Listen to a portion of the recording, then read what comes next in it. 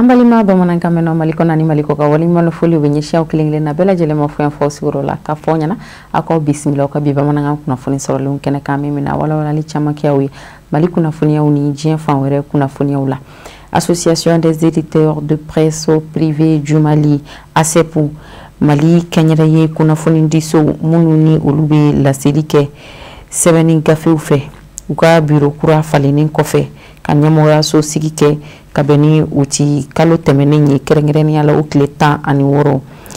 uya kanu ninga na sira la tagamake kana unyeda al silamaya de meto ansaru nyejoroka Mali silameton ho conseil islamique du Mali manyama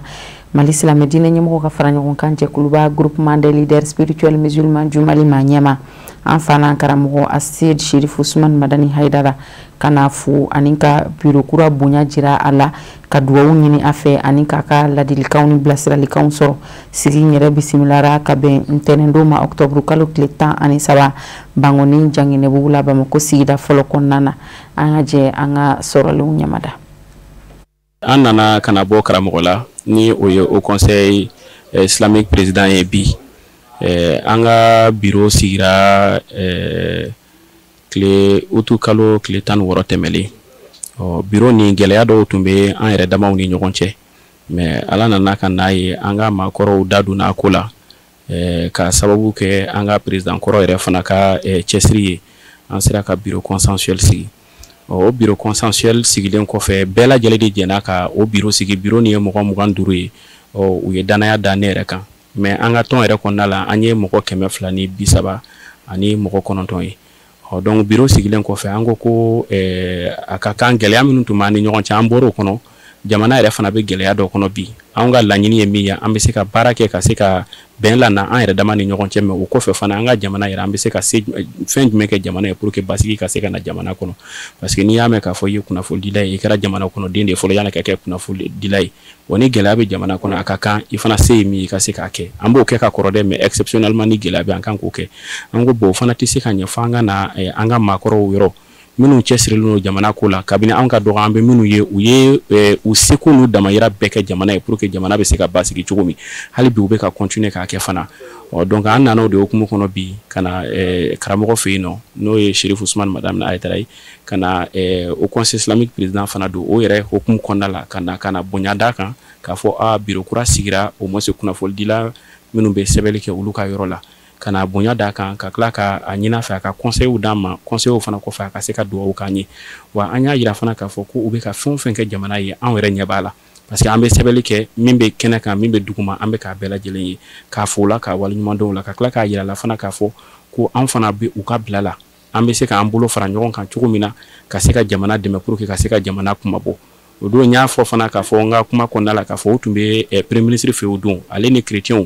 uye kuma munu fora ino bara munu kera ino ambora kalama anya yira fana ka fa onye kuna foldila uye an fana se fon fenye ka se ku deme o ko mirina nun kono wala sa jamana ka se ka basigi am nana kana o de nyefa nyana ka fa amba ka bilala bi amba ka bilala sine ale au conseil islamique togola ani confession religieuse to nunu na bu u deme ka fen chama ko duna ambu bela jelen ka bilala bi anga nali kumba ere o de bi karamogo feino anye nimisi wasa soro kosebe anye nana fe mina ajara ye kosebe aya yira fana ka foko an jaman an joro ka bon kuna fol dilaw joro ka bu jamana kono donc a conseil munu be ayo fanya ayo do fana kanye aya yira fana ka foko aka dayele lindo anye wakati na mako bala abe ya no problème fo itala anga na bashi tala wa fana nye mirina mi soro fana ka foko benga ben ani ñogon ci ambo sinsin ko sebe ben fana jamana kono fana ambe fen bela jelen ke wala sa jamana ka se kata o srafe o kuna fulu o jaraye ko sebe aya yira ka fo bashi fo itala ulu kon ka yoro la be baraka jamana di an fana ka bara fana be baraka jamana di donc nan farla ñogon ka fanga fla mana fara ñogon ka o be ke fanga ba kele na ko problème fo itala ambe baraka ñogon fe ni fon be fana dayale lundo problème tala anga na anga nyefo na be nyecho mi jamana yere okumu konala abanga bla laula ewa kuna funi nasira wore fe association anga be mayala ay union des aveugles du Mali ku mage ni jeu chamani kerengere ni ala dali masa kelime ka mo munu nye duga ka bo yelima akera kabeni association anga be mayala a conseil d'administration manyema ni o ye alisilamɛya dɛmɛtɔ Ansaru ɲɛjɔyɔrɔ denkɛ an karamɔgɔ Aside Sherif Aliyu Badara Usman Haidara o ka laɲini n'a ka kuntilennaw ye dɛmɛ in yɛrɛ lasira ka bɛn tarata don ma octobre kalo tile 14 Ija la Falajɛkaw fɛ yen nɔ. Awa Jabate ani Baba Keita ka sɔrɔlenw don.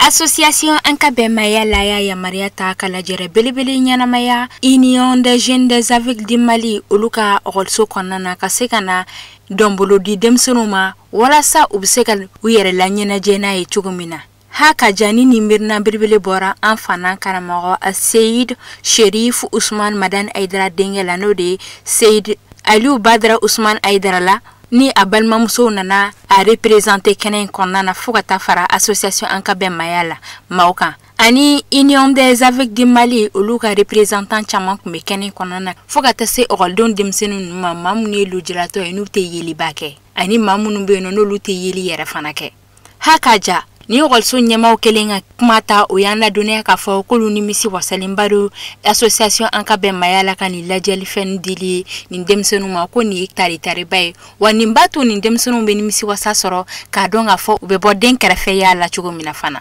Mama Rose n'o ye nin denmisɛnninw bɛɛ lajɛlen ba ye ale mun cɛsirilen don kosɛbɛ nin denmisɛnninw bɛ se ka nimisi wasa sɔrɔ cogo min na ale y'a jira k'a fɔ k'ale nimisi wasalenba do ko ka dɔn k'a fɔ a t'a dɔn ko nin miirina in kun bɛ teliya. K'a bɛ dɔw de kɛ association ka ɲɛtaga ba la. Tulonkɛfɛn dili diyara ne ye kosɛbɛ ne sera Badara ma k'a ɲɛfɔ a ye n ko denmisɛnnin 150 bɛ n bolo u mago bɛ tulonkɛfɛn na récréation fɛ ani midi pause heure la n ko u bɛ tobi yaala la tile kɔrɔ u bɛ boli u bɛ ɲɔgɔn ɲɔnti ka ɲɔgɔn labin n'a kun ka di ne n'u ye tulonkɛfɛn sɔrɔ a b'a to u bɛ canaliser dɔɔni Badara ko ma ko problème t'a la k'a b'a la k'a bɛ se ka mun kɛ donc tile 2 tɛmɛnen kɔfɛ a ka association membre dɔ ye ne wele k'a fɔ ne ko Badara ye jeu san ko je bɛ livrer min n y'a numéro d'a ma livraison bɛ taa kɛ yɔrɔ min donc u nana livraison kɛ donc bi an nana a d'an ma officiellement voilà o diyara an ye kosɛbɛ Ala k'a sara Ala ka caman bila nɔ la Badara i ni ce i ni baraji i ye n denmisɛnninw ɲɛji cɛ Ala kana foyi k'i la merci. Association yɛrɛ président ale y'a ladɔnniya k'a fɔ ko association Ankabemaya la ka laɲini tɛ dɔwɛrɛ ye o de ye ka jamana kɔnɔdenw bɛɛ lajɛlen don da kelen fɛ walasa Bamaleba in bɛ se ka jɔ kura ye cogo min na an bɛ se ka segin an ka maraw n'an ka laada kɔrɔ kan ko diinɛ ma bɔ diinɛ la bɛɛ lajɛlen ka don maya kɔnɔna. An fana karamɔgɔ Seyid Sherif Usman Madan Aidara denmuso n'o ye Seyida Anta Haidara ni a kelen bɛ ka balimakɛ représenter kɛnɛ kɔnɔna na a y'a ladɔnniya k'a fɔ k'olu nimisi wasalenba do ko k'a ye k'a fɔ nisɔndiya min denmisɛnninw ɲɛda kan cogo min na ko nin ye tariba ye k'o ye olu ka laɲini dɔ ye jamana in fana kɔnɔna na wa olu fana b'u cɛsiri u ka dɛmɛ ye fɛn fɛn ye ka se k'a kɛ nin denmisɛnnin ninnu ye. Alhamdulillah ina fɔ Marani y'a fɔ cogo min na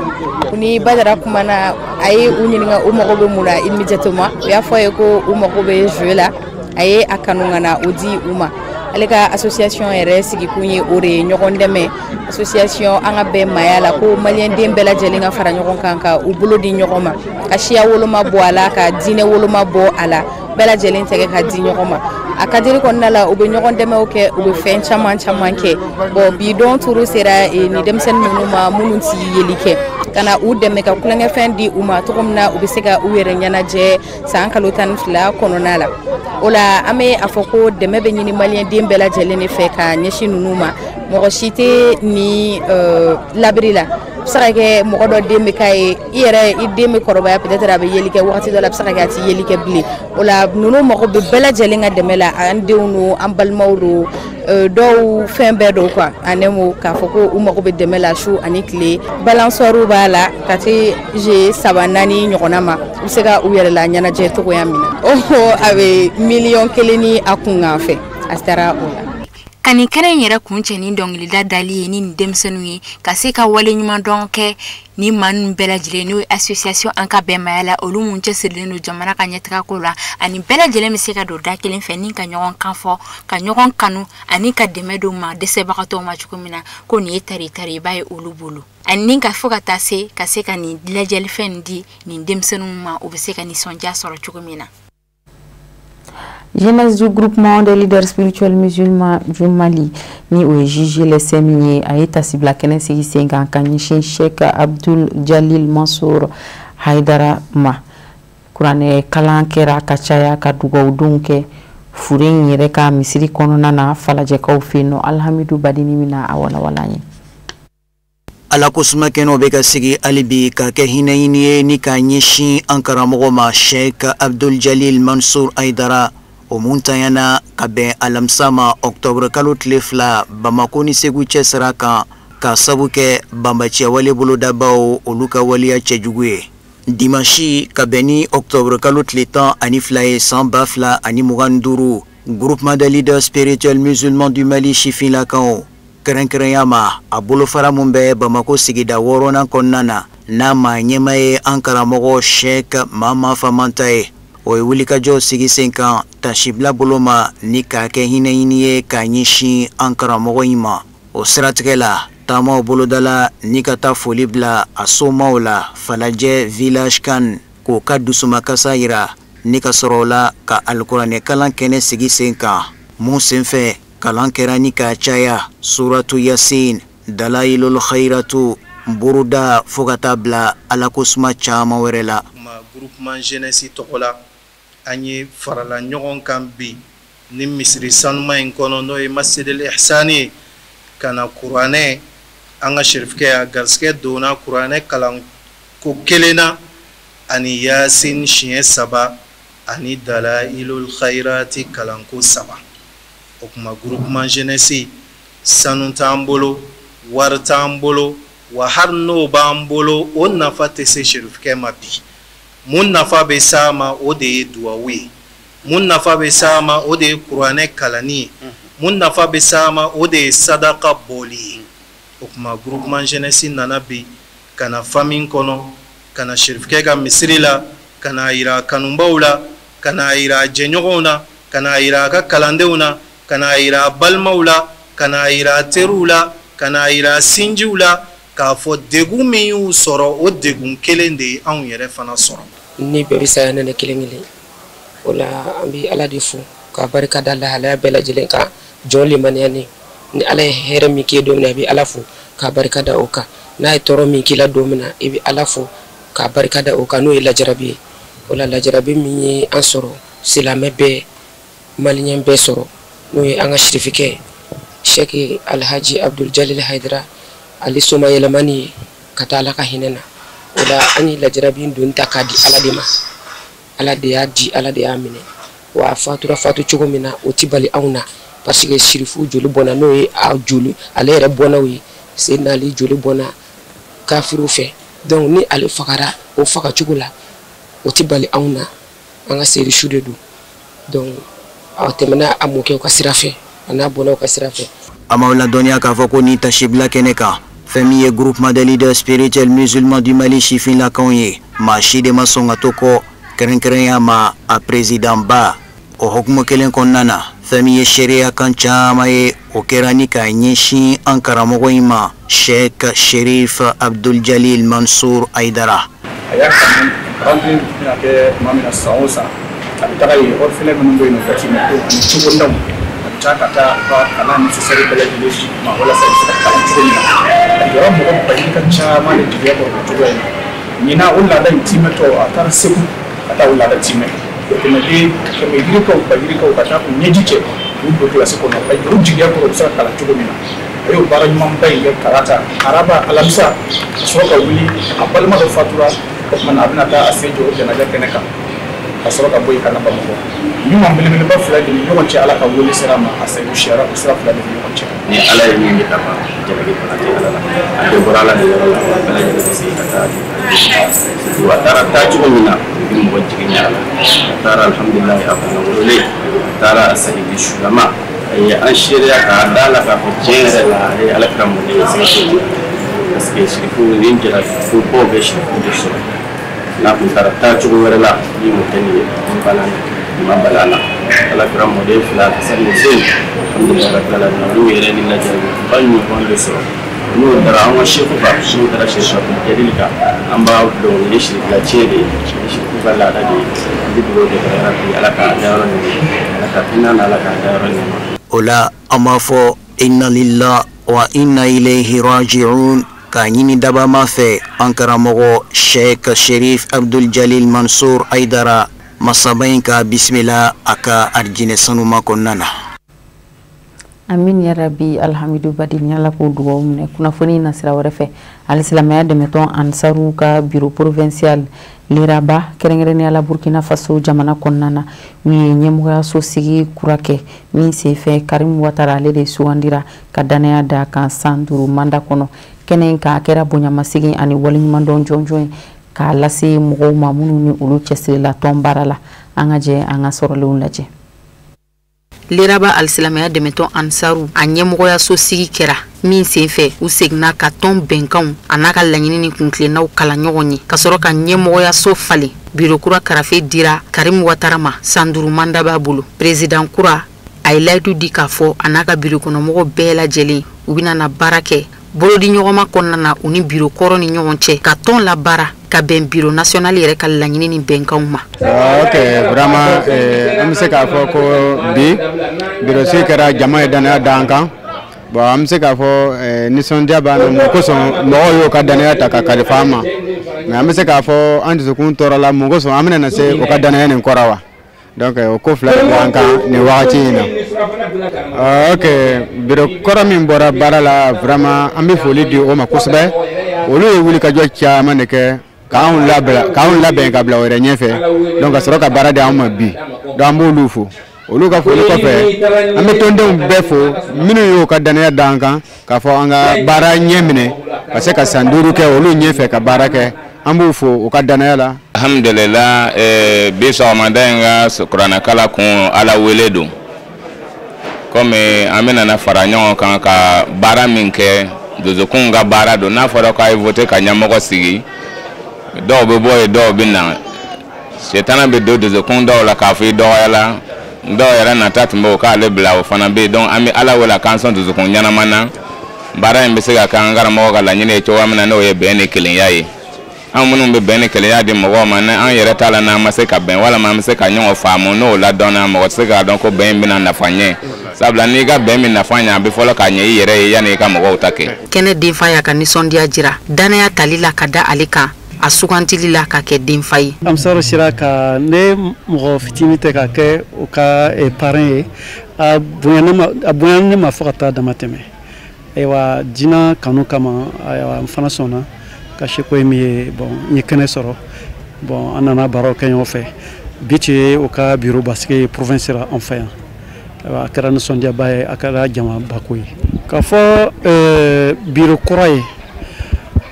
biro mɔgɔ ka bolo don ɲɔgɔn bolo ka baara nin kɛ sabu baara min don a ma nɔgɔ. Ala sɔnna an bɛ Ala fo ka barika la ka waleɲuman dɔn ka foli di an karamɔgɔ ma ale sababu la ale y'a to biro national de anw délégué f'an ka yala ka biro sigi lɛraba tun b'a la Ala sɔnna bi an ye lɛraba ka biro sigi an tilatɔ filɛ o baara la vraiment an ye min sɔrɔ lɛraba la o ye ɲɛtaga ye o ye kɔrɔta ye o ye wasa ye parce que an ka faamaw bɛɛ tun bɛ kɛnɛ kan ka taa misɛnmanw na fɔ ka taa bila o commissaire la faama bɛɛ tun bɛ yen. Voilà, ani an ka dugutigilakaw an ka imamu an ka diinɛ ɲɛmɔgɔw a bɛɛ tun bɛ kɛnɛ nimisi wasaba de sɔrɔla parce que ni proposition mun kɛra an y'a enveloppe dayɛlɛ ka sɛgɛsɛgɛ ka taa sɔrɔ en tout cas bɛn de cayara la ka tɛmɛ bɛnbaliya kan voilà donc an ma se ka poste yɛrɛ sɔrɔ min bɛ voter an y'a sɔrɔ proposition mun nana caman donna mun bɔra fana en tout cas directement dɔw ye place dɔ sɔrɔ. O y'a kɛ dɔw bɛ na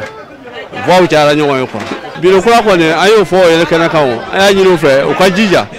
kɔrɔma y'a dilan ka dan hakɛ min na o yɛrɛ ka jija k'o cɛsiri. An b'aw ladɔnniya k'a fɔ sigi in bɛ taa daminɛ tuma min na alikuranɛ sanuman kalanna siɲɛ caman walasa ka barika don lajɛrɛ in na ka ɲɛmɔgɔyaso sigi kura kɛ hɛrɛ ni baden ni ɲɔgɔn faamuya ni kelenya kɔnɔ.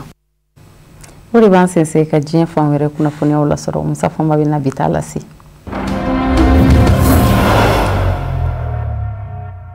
Senegali jamana kɔnɔ politiki binaku a durunbɛ ni kiri ko dɔ de ye min ɲɛsin bɛ jamana ɲamakɔrɔ Macky Sall baden dɔgɔkɛ Aliyu Sall mɔ a n'a furumuso. Macky Sall baden dɔgɔkɛ Aliyu Sall Gijawayi dugu sigida ɲɛma kun don maire a n'a furumuso Bilama sigasigana bɛ u kunga ka fɔ kɔrɔkɛ ka fanga kuma u y'u yɛrɛ kɛ fɛn ye jamana kɔpasa kan ni faso nafolo ŋanamuli ye. Kiriko kunnafoni caman kɛmɛ ka jira ka fɔ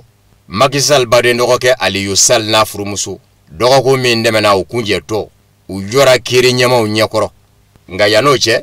jamana tɔgɔla kiri ɲɛmaayaso kun y'u bisimila n'o ye parke ye kɔrɔfɔ sɛbɛkɔrɔ gajana yen kosɛbɛ nka u jɔlen kiri ɲɛmaw ɲɛkɔrɔ a n'a furumuso a jirala k'a fɔ u tɛ taa kaso kɔni na n'u sɔnna kiri ka fɔlen mɔ sɛfa wari $200,000 ani $40,000 ni u y'o bɔ jɛbɔngalo k'a la u bɛ se ka taa so u ti datugu yanni da ka don u ka kiri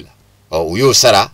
ni ka so lasɔrɔ ko in bɛ tali kɛ fɛn min kan o ye k'a fɔ kɔrɔkɛ tile la n'o ye Macky Sall ye Senegal jamana kunna cakɛda dɔ sigi bɛ sen kan ko CRTM cakɛda do min ɲɛsin bɛ jɔlikow mɔ sangasoba jɔw ni siraba dilaw ko nafolo caman dununa o cakɛda in nɔ Macky Sall baden dɔgɔkɛ sababu la n'o ye Aliyu Sall ye ka fara furumuso kan ko nafolo caman dununa minnu dafa ma dɔn sɛgɛsɛgɛli ma se k'u tafa dɔn fiyewu wa cakɛda in yɛrɛ ɲɛmaaba n'o ye Léopold Ngom ye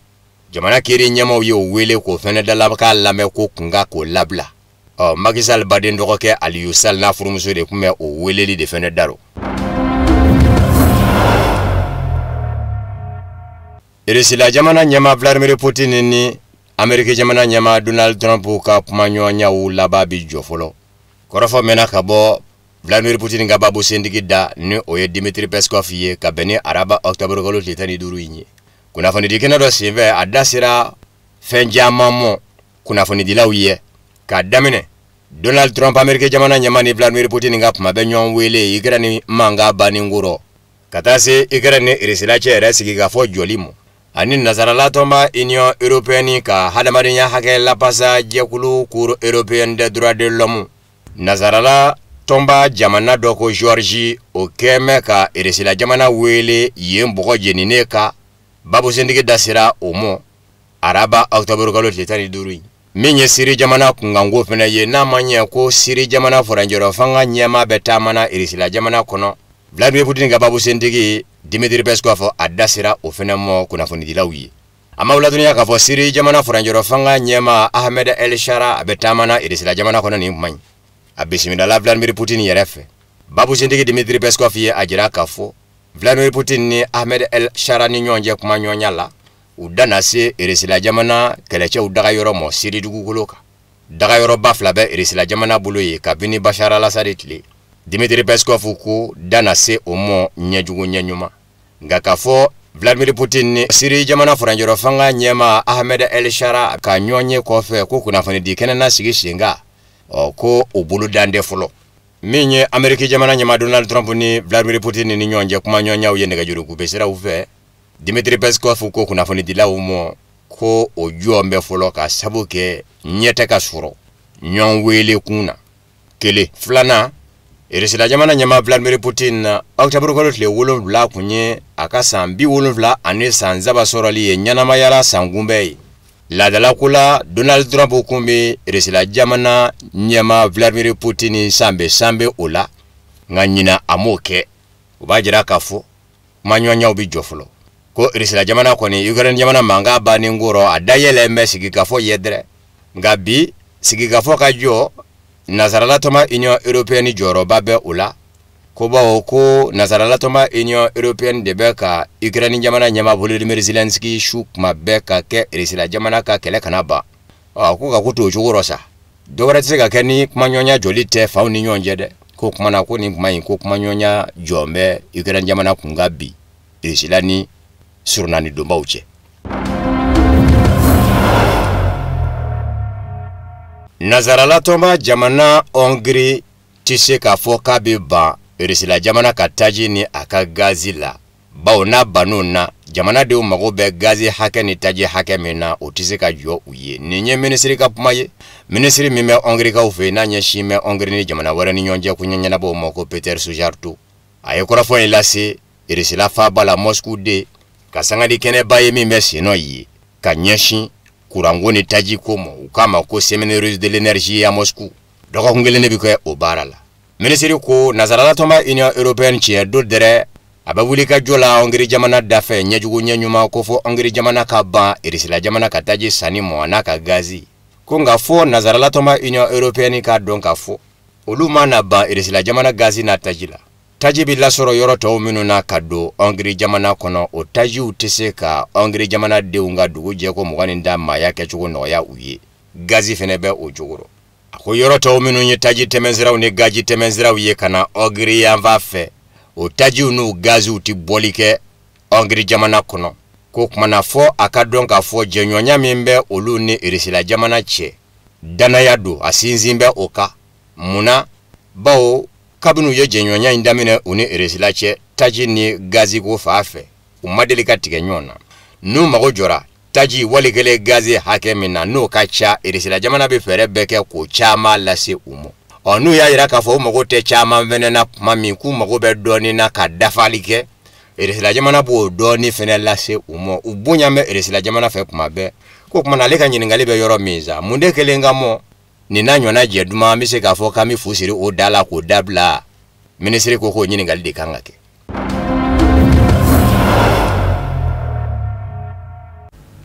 Ayiwa ni ne bɛ dansigi ye bi bamanankan kunnafoni sɔrɔlen na minnu sera ka fara ɲɔgɔn kan ka bɛn ni kuma in ye kunnafoni di so ɲɛmɔgɔso fɛ k'a lase aw ma aw ni cɛ aw ka ɲɔgɔn daliko ɲuman na aw k'an bɛ diɲɛ waati wɛrɛ ni ala y'an si jɔ k'o kɔnɔ.